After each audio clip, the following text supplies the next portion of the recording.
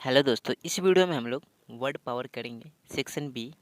इससे पहले comprehension check 1 2 3 और क्वेश्चन आंसर का वीडियो आपको इसके पहले वाले वीडियो में आपको मिल चुका है इसका आंसर। ठीक है, तो अगर वो वीडियो आप नहीं देखे तो नीचे डिस्क्रिप्शन बॉक्स में आप जाइए, वहाँ पे उस वीडियो का लिंक मिल जाएगा, वहाँ से आप जाकर देख सकते हैं, या चैनल के पेज पे जाकर वहाँ से आप उसको सर्च करके देख सकते हैं। चलिए अब हम लोग इसमें ये वर्ड पावर जो है, इसमें कुछ ग्रामर है, उसको हम लोग इसमें आंसर उसका ये देखेंगे। सबसे पहले मैं आपको बता दूं कि आप हमेशा, अब मैं क्या कर रहा हूँ कि इम्पोर्टेंट क्वेश्चन के पहले मैं इम्पोर्टेंट का टैग लगा दे रहा हूँ। तो अगर कोई क्वेश्चन अगर IMP लिखा हुआ है, इम्पोर्टेंट लिखा हुआ है, तो आप और क्वेश्चन मत कीजिए, लेकिन वो क्वेश्चन ज़रूर से ज़रूर कर लीजिएगा। Thank you. यहाँ पर हमारे पास क्वेश्चन कुछ इस प्रकार से है कि certain word use in the text have some sound but different meaning. जैसे यू, और यहाँ पे टू लिखा हुआ, TWO, और एक TOO। ठीक है, तो यहाँ पर ये कहने का इसका मतलब ये है कि आपके पास दो वर्ड दिया जाएगा, डिफरेंट वर्ड दिया जाएगा, लेकिन उसका जो मीनिंग होगा, सॉरी, वर्ड जो होगा आपका सेम होगा। जैसे उच्चारण, जैसे टू हम बोल रहे हैं, इसको भी आप टू ही बोलिएगा। जैसे TWO, इसको क्या बोलिएगा, टू। और TOO, इसको क्या बोलिएगा, इसको भी टू बोलिएगा। वर्ड मतलब उसका उच्चारण सेम रहेगा, लेकिन जो मीनिंग रहेगा वो अलग अलग रहेगा, वो, और उसको आपको फिलअप करना है। ठीक है, जैसे यू, यू के पास you to are doing there too. ठीक, यहाँ पर कुछ इसको इस प्रकार से हम लोग फिलअप करेंगे, you to are doing too. देखिए यहाँ पर ये आगे बोल रहा है कि in context with the meaning the word two should come in the first place and too in the second place. मतलब टू पहला जगह पे लिखाएगा, ये TWO वाला टू पहला जगह पे लिखाएगा, और TOO दूसरा जगह पे लिखाएगा। ठीक है, अब हम लोग चलते इंपॉर्टेंट जो हमारा क्वेश्चन है। अब सिमिलरली, सिमिलरली मतलब उसी के जैसा, fill in the blanks with the correct word given with in brackets. और इसका जो करेक्ट वर्ड है वो आपको ब्रैकेट के अंदर दिया हुआ है। जैसे पहला क्वेश्चन है, the dash class show a hole, sorry, dash on the roof. Roof का मतलब क्या होता है, छत होता है। ठीक है, तो यहाँ पर आंसर इसका क्या होगा, द होल क्लास शो, मतलब सभी, कक्षा के सभी देखते हैं, होल क्लास शो सभी देखते हैं, a hole on the roof, छत के, छत में छेद है या छत पर छेद है। होल का मतलब क्या होता है, छेद।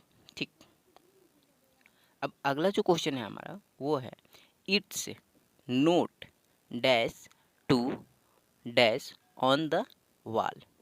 वॉल का मतलब दीवार। ठीक है, तो it's not right, RIGHT right, right to write, मतलब इट इज नोट राइट, मतलब इट्स नोट राइट, ये सही नहीं है, to write on the wall, की दीवार पे लिखना। अब यहाँ पर ये भी बोल सकते हैं कि दीवार पे लिखना सही नहीं है।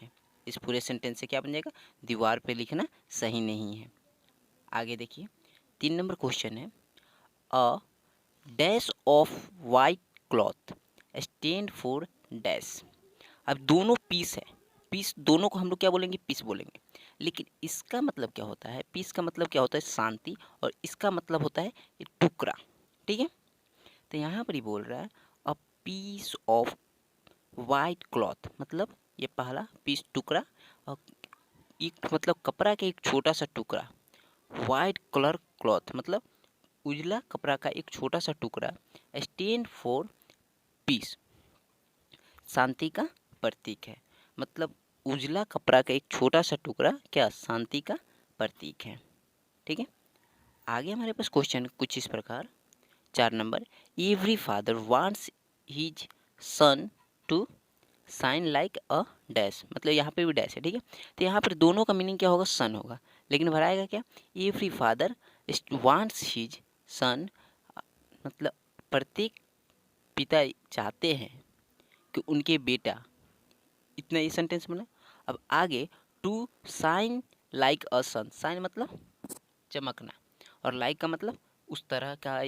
ठीक है, जैसे every father wants his son to shine like a sun. मतलब हर एक प्रत्येक पिता सोच चाहते हैं कि उनके जो बेटा है वो सन सूरज की तरह चमके। ठीक है, अब देखिए हमारे पास 5 नंबर कुछ इस प्रकार से है। Dash the vastness. वेस्टनेस का मतलब क्या होता है? विस्तार। ठीक है, ऑफ द ब्लू डैश। अब दोनों का मतलब होता है सी। एक सी का मतलब होता है समुद्र और एक सी का मतलब होता है देखना। ठीक है, तो सी द वेस्टनेस मतलब विस्तार को देखो ऑफ द ब्लू सी। किसका? नीले समुद्र का। नीले समुद्र का विस्तार को देखो।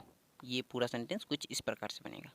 ठीक है, आगे हमारे पास क्वेश्चन है, look at this line from the text, where would the poor bird find enough grain to feed her brood.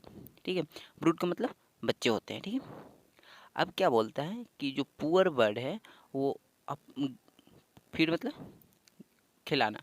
ठीक है, तो बच्चों को मतलब ग्रेन क्या खिलाते हैं?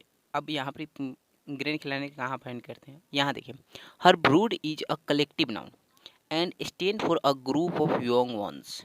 मतलब युवा बच्चे। ठीक है, लेकिन हम लोग अब इसमें ये है कि हमें कलेक्टिव नाउन फिलअप करना है। कहाँ पर ही क्या कलेक्टिव नाउन लगेगा? इसके लिए आपको ऊपर में आपका जो क्वेश्चन होगा, क्वेश्चन के जस्ट नीचे कुछ लिटर, प्राइड, स्कूल, प्रूड, पैक, ये सब लिखा हुआ होगा, आपको मिल जाएगा। ठीक है, आप वहाँ से भरना है। ठीक है, चलिए यहाँ पर ये भी इंपॉर्टेंट है। ठीक है, find the collective noun use with the flowing nouns. जैसे पहला, अ लीटर ऑफ पुपीज। पुपीज मतलब क्या होता है? पिल्ले। और लीटर का मतलब होता है जैसे कुछ पक्षी का बच्चे। मतलब ये पक्षी जो बच्चों का झुंड, या जो भी बोले चूजों का झुंड। ठीक है, दूसरा है अ प्राइड ऑफ लायंस। मतलब लायंस का मतलब शेर, प्राइड का मतलब गर्व, शेर का गर्व। ठीक, आगे, school of fish. School of fish का मतलब क्या हो जाएगा? मछलियों का झुंड। अच्छा, कलेक्टिव नाउन का मतलब क्या होता है? कलेक्टिव नाउन का मतलब होता है समूहवाचक संज्ञा, जो एक समूह को बनाता हो। ठीक है, अब आगे देखिए, अ ब्रूड ऑफ चिक्स। चूजों की बच्चे। अब आगे देखिए, a pack of halls. Halls मतलब क्या होता है? भेड़िया। पैक ऑफ हॉल्स का मतलब भेड़ियों का झुंड। ठीक है, कुछ ये इस प्रकार से बन जाएगा। ये आप आंसर नोट कर सकते हैं। ठीक है, हम आगे बढ़ते हैं। और यहाँ पर ही ये क्वेश्चन इंपॉर्टेंट नहीं है, बट आपका बुक में दिया है इसलिए मुझे करवाना पड़ रहा है। ठीक है, use the flowing word in sentence of your one. ठीक है, तो इसमें देखिए आप स्केटर, पालक है स्केटर। स्केटर का मतलब क्या होता है? हाँ, स्केटर का मतलब बिखेर देना। जैसे scatter the grain of the floor, मतलब अनाज, फ्लोर मतलब फर्श पे बिखेर दिए। वह अनाज फर्श पे बिखेर दिया। ठीक है, आगे बी नंबर क्या हो जाएगा? फीड। फीड मतलब क्या होता है? खिलाना। The mother feed her babies, मतलब माँ अपने बच्चों को खिला रही है। ठीक है, अब यहाँ सी हो जाएगा आपका comfort. This house is made for your comfort, मतलब ये घर आपके आराम के लिए बनाया गया है। आगे डी हो जाएगा accuse. Accuse, you can't accuse me, मतलब तुम मुझे अपराधी नहीं बोल सकते। अब आगे अप्रोच, एडमायर योर अप्रोच। ठीक, ये सब एक सेंटेंस हमें बनाना था। क्या करना था? सेंटेंस बनाना था। Use the flowing word in sentence your on, अपने शब्दों में आपको एक सेंटेंस बना देना है। ये जरूरी नहीं है कि आपको हम जो लिखे वही सेंटेंस बनाए। स्केटर से आप कोई और भी सेंटेंस बना सकते हैं, फीड से आप कोई और सेंटेंस बना सकते हैं। ठीक है, अब आगे हम लोग लैंग्वेज इन यूज देखेंगे सी का। ठीक, ये सेक्शन सी हो जाएगा, बी भी खत्म हो गया, इसमें सी भी खत्म होगा। ठीक है, ये भी इम्पोर्टेंट है। ठीक है, और fill in the blanks with simple past tense from the verb given in brackets. अब आपको इसमें सिंपल पास्ट टेंस भरना है, और पास्ट टेंस का मतलब क्या मालूम है आपको कि कौन सा वर्ब पास्ट टेंस में आता है। आपको मालूम होना चाहिए कि वर्ब टू जो है वो पास्ट टेंस का होता है। ठीक है, सिंपल पास्ट टेंस। ठीक है, अब जैसे यहाँ पर क्वेश्चन किया है, the Taj Mahal was dash by Shahjahan, और यहाँ दिया है कि बिल्ड, यहाँ भी भराएगा क्या, और बोल रहा है कि सिंपल पास्ट टेंस का वर्ब भरना है आपको। तो बिल्ड का वर्ब टू क्या हो जाएगा, बिल्ड, BUILT। ठीक है, तो the Taj Mahal was built by Shah Jahan. ठीक है, अब आगे बी नंबर है, yesterday I dash rice in the afternoon.